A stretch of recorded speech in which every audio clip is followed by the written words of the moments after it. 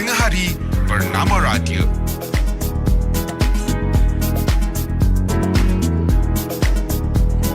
Assalamualaikum dan salam sejahtera untuk waktu ini. Anda bersama dengan saya Samir Rahman dalam program Grad TVET. Malaysia telah melangkah setapak ke hadapan dengan membangunkan sistem pembinaan berindustri IBS bagi bersaing dalam pembangunan infrastruktur. Teknologi canggih yang digunakan dalam industri pembinaan akan meningkatkan lagi kualiti dan produktiviti projek binaan bagi membolehkan pembangunan infrastruktur di Malaysia setanding dengan negara-negara maju. Bagi menyokong objektif tersebut, Pusat Latihan Kemahiran memainkan peranan penting untuk membangunkan modal insan berdasarkan keperluan industri dalam bidang IBS. Untuk itu, dua orang tetamu yang kita jemput hari ini akan berkongsi tentang pendekatan sistem binaan berindustri di dalam TVET MARA, dan kita sudah pun bersama dengan tetamu kita iaitu alumni KKTM Sri Gading Encik Muhammad Fuad bin Saleh yang merupakan pegawai operasi di NSL Eastern Pretek dan pensyarah KKTM Sri Gading Encik Muhammad Rashwan bin Arshad di talian Zoom sekarang ini. Assalamualaikum. Waalaikumsalam. Baik, Encik Rashwan dan Encik Fuad. Terima kasih kerana sudi berkongsi bersama kami dalam program Grad TVET hari ini. Ya, terima kasih kerana jemput. Baik, sebelum kita nak pergi lebih jauh lah, kita nak bertanya kepada Encik Rashwan sendiri. Boleh kongsikan dulu apa yang dimaksudkan dengan sistem binaan berindustri atau IBS ini, dan bagaimana sebenarnya perkembangan IBS di Malaysia pada masa kini? Baik. Pertama sekali, terima kasih kepada Bernama Radio dan peneraju program kerana sudi memberi ruang kepada saya untuk berkongsi dalam slot pada petang ini. Saya percaya mungkin ramai di antara kita yang pernah dengar apa itu IBS. Tapi di sini saya ingin memperkenalkanlah sedikit pengenalan tentang IBS, ya. Sistem binaan berindustri ataupun Industrialized Building System ni, IBS ni merupakan sistem pembinaan di mana komponen bangunan dihasilkan di kilang, kemudian dibawa ke pembinaan untuk dipasang dengan proses kerja yang optimum serta jumlah pekerja yang minimum. Okay. Jadi dalam IBS ni kita boleh kategorikan kepada 6 komponen utama.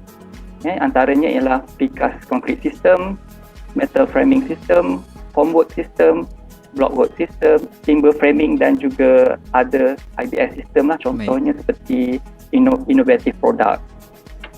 Daripada semua komponen ni, boleh dikatakan di Malaysia ni kita yang paling banyak digunakan ialah precast concrete lah. Okay? So macam mana kita nak mengenali sistem IBS ni? Ialah yang pertama sekali, dia punya ciri ataupun karakteristik sistem IBS ni, yang pertama ialah quality product ataupun pembinaannya adalah lebih baik berbanding dengan kaedah konvensional. Yang keduanya ialah dapat mengurangkan penggunaan bahan binaan di tapak bina, mengurangkan bahan buangan dari tapak bina. Tapak bina akan menjadi lebih teratur dan selamat, dan juga tempoh untuk pembinaan yang lebih singkat. Berkenaan dengan perkembangan IBS di Malaysia pula, sebenarnya IBS ni telah lama diperkenalkan di Malaysia lah. Bangunan pertama yang dibina pada tahun 1960-an, iaitu menggunakan sistem precast concrete. Tapi selepas itu perkembangan IBS dilihat agak perlahan lah. Okay. So pada awalnya sehinggalah CIDB mengambil inisiatif yang tertentu dengan merangka roadmap dan juga strategic plan untuk menetapkan sasaran penggunaan IBS di Malaysia. So CIDB juga memperkenalkan polisi-polisi dan juga standard dan insentif kepada kontraktor untuk menggalakkan penggunaan IBS ni. Setelah pelbagai inisiatif diambil, akhirnya kita dapat lihat yang penggunaan IBS ni menunjukkan peningkatan. Okay? So pada tahun 2019, penggunaan IBS di projek swasta adalah sebanyak 40%, manakala bagi projek kerajaan pula adalah sebanyak 86.7%. So daripada situ kita dapat lihatlah bahawa langkah untuk memperkenalkan kursus-kursus yang berkaitan dengan IBS di TVET MARA ni, khususnya di KKTM Sri Gading ni, adalah sangat tepatlah seiring dengan perkembangan IBS di Malaysia. Baik, itu sedikit pengenalan mengenai sistem binaan berindustri IBS. Macam Cik Rashwan kongsikan tadi, sebenarnya IBS ni sudah lama bertapak di Malaysia ya, sekitar tahun 1960-an lagi sehinggalah hari ini. Baik, kita nak beralih kepada Cik Fuad pula. Cik Fuad. Ya, saya. Okey, Cik Fuad, kita tahu kan merupakan alumni KKTM Sri Gading sendiri dan kini Cik Fuad dah bekerja dalam industri pembinaan yang berteraskan IBS. Jadi boleh Cik Fuad kongsikan sikit latar belakang pekerjaan dan bidang yang Encik Fuad sedang ceburi sekarang ini? Okey, Assalamualaikum. Saya nak berterima kasihlah kepada Polis Mara, khususnya KKTM Sri Gading sudi menjemput saya lah pada sesi petang ni. Saya graduate pada tahun 2013. Selepas saya graduate tu, saya dapat pekerjaan dalam bidang IBS ni sebagai seorang site supervisor starting saya masuk kerja. So setelah lebih kurang dalam 6 ke 7 tahun saya berkhidmat dekat bidang IBS ni, saya telah memperoleh banyak pengalaman lah. Saya sekarang bertugas sebagai operasi kepada penghantaran barang ke tapak bina. Saya lebih banyak kepada skedul pemasangan, kita lebih kepada kualiti dalam penghantaran barang-barang ke tapak bina lah. Baik, itu antara skop pekerjaan Encik Fuad lah dalam bidang IBS ini sendiri. Jadi berapa lama sebenarnya tempoh pengajian Encik Fuad di KKTM Sri Gading? Okey, saya start daripada tahun 2010. Saya masuk daripada Kolej Sri Gading ni dan saya graduate pada tahun 2013. Lepas saya graduate tu, saya dapat offer daripada company IBS ni untuk saya bekerja lah. Jadi pada awalnya bagaimana Encik Fuad boleh tahu mengenai kursus IBS ini di KKTM Sri Gading? Selepas saya ambil SPM, saya adalah search dekat website. Website Mara, saya ada ternampak lah untuk pengambilan pelajar untuk sesi 2010.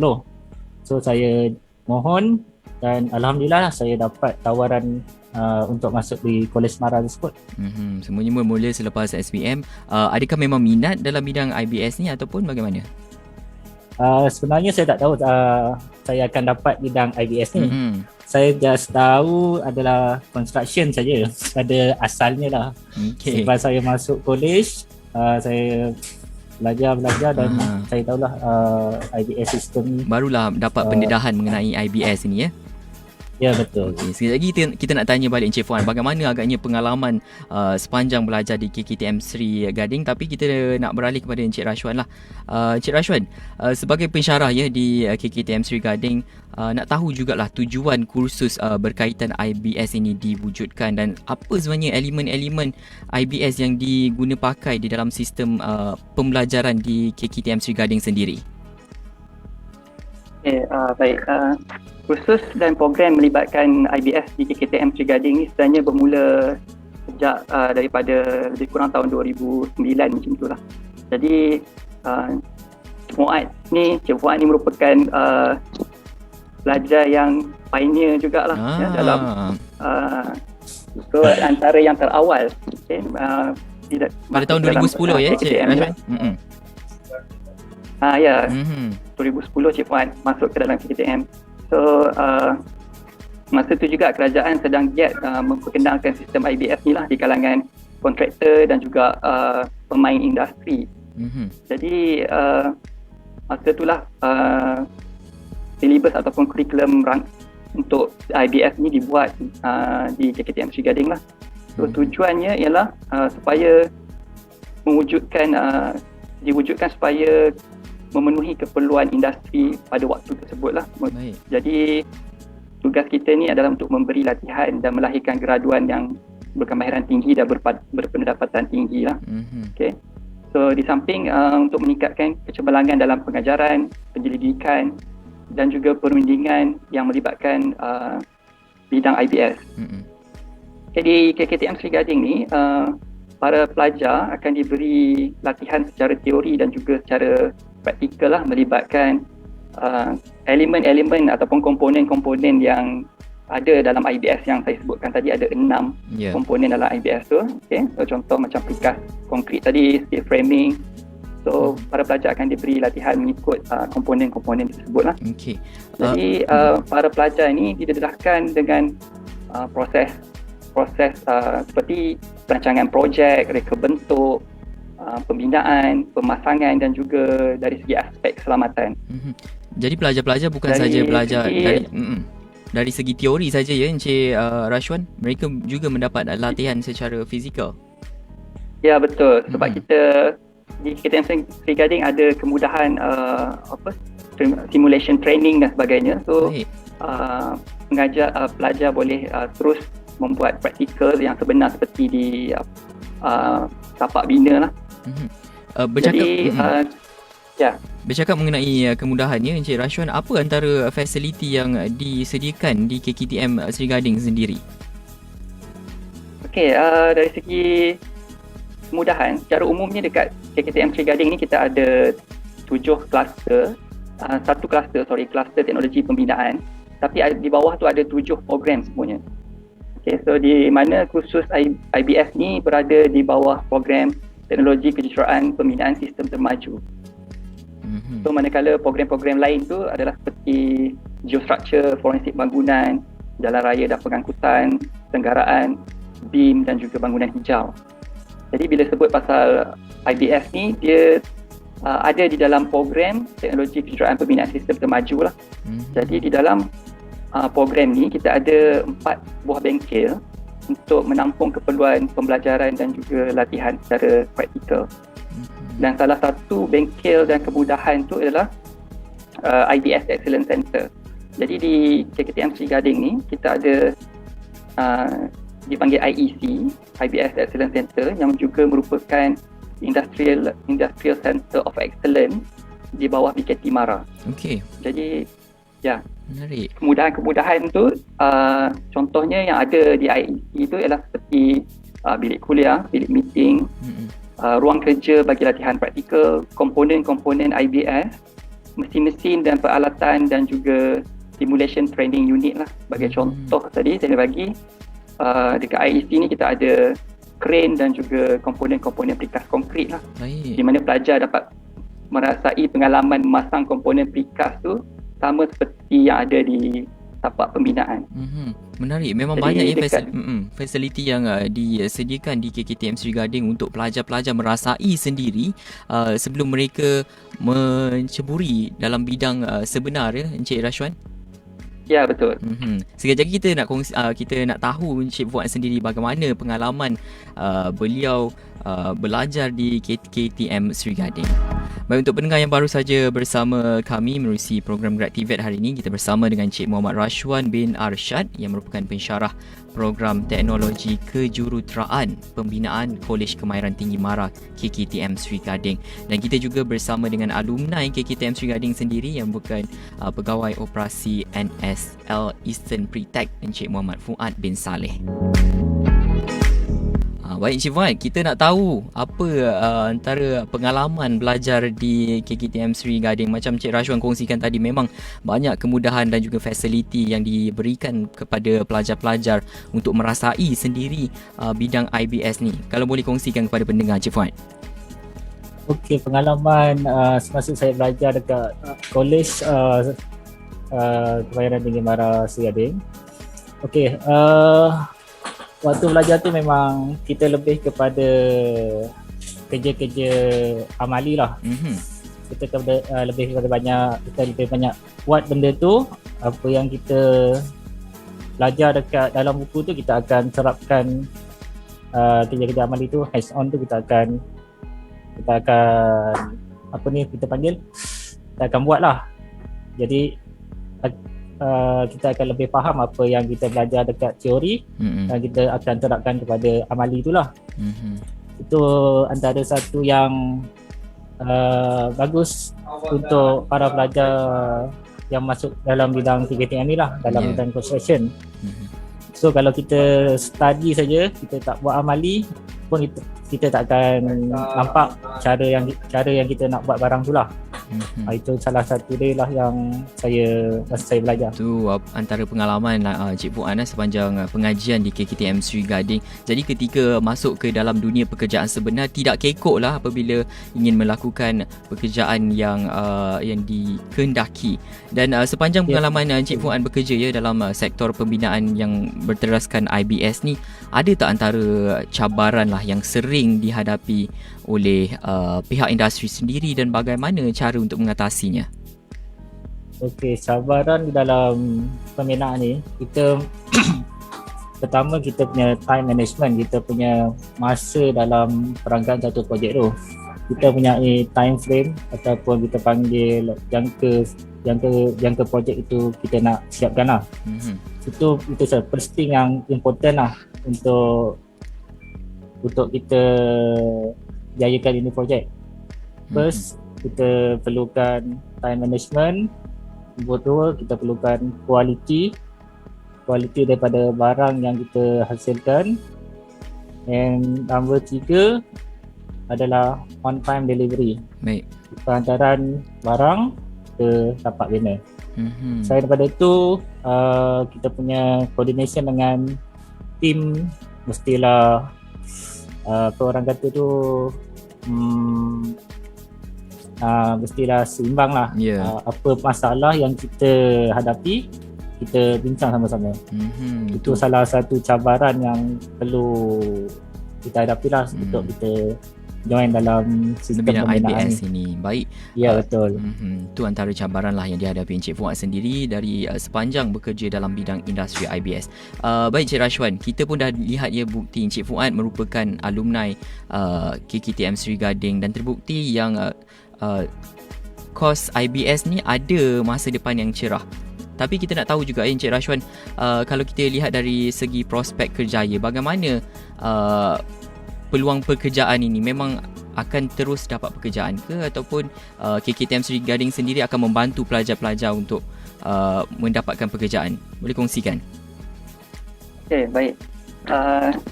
Jika bercakap tentang prospek kerjaya ataupun peluang pekerjaan ni, kita dapat lihat yang penerimaan industri terhadap graduan-graduan daripada sektor pembinaan ni adalah sangat baik lah. Okay, daripada data kajian kebolehpasaran yang kita buat menunjukkan hampir 90% pelajar-pelajar kita ni mendapat pekerjaan dalam industri yang berkaitan. Baik. Jadi ini menunjukkan yang pihak industri ni menerima baiklah kita punya graduan secara khususnya. Jadi ramai juga antara pelajar-pelajar kita ni yang menjalankan latihan industri di sesebuah syarikat dan kemudiannya terus diambil bekerja secara tetap di syarikat tersebut. Okay, so ini menunjukkan program-program yang dianjurkan oleh Tibet Mara ini merupakan program yang baik lah dan dipandang dan diterima oleh industri secara menyeluruh.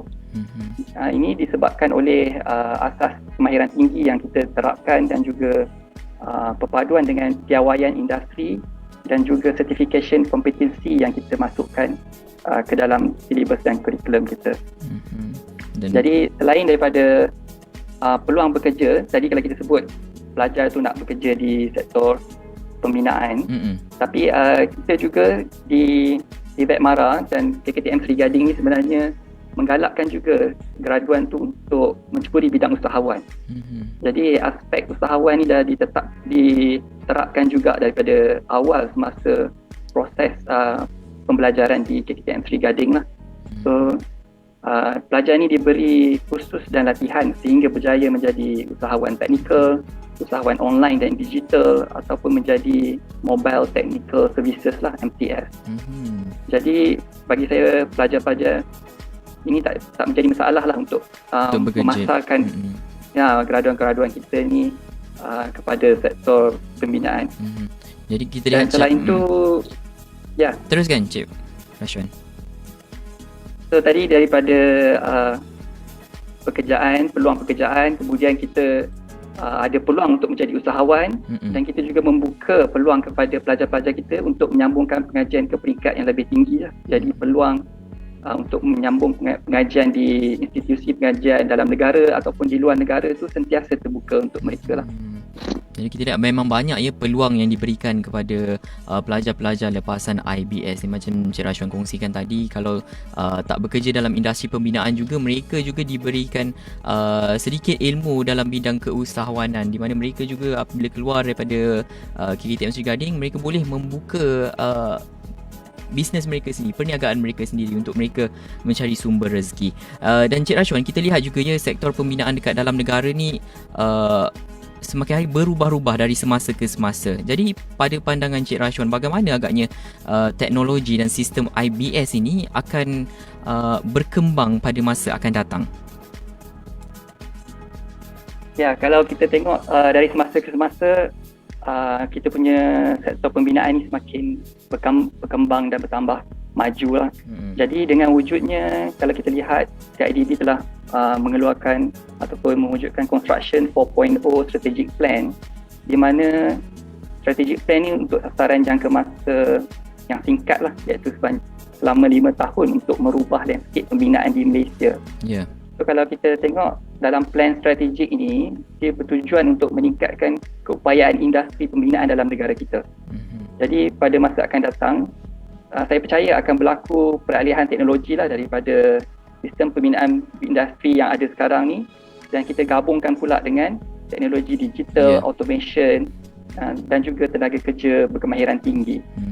Baik. Jadi teknologi yang telah dikenal pasti pada masa akan diguna pakai pada masa akan datang, dan ada juga yang telah digunakan pada waktu ini adalah seperti prefabrication modular construction, autonomous construction, building information modeling ataupun BIM, dan juga 3D printing, additive manufacturing.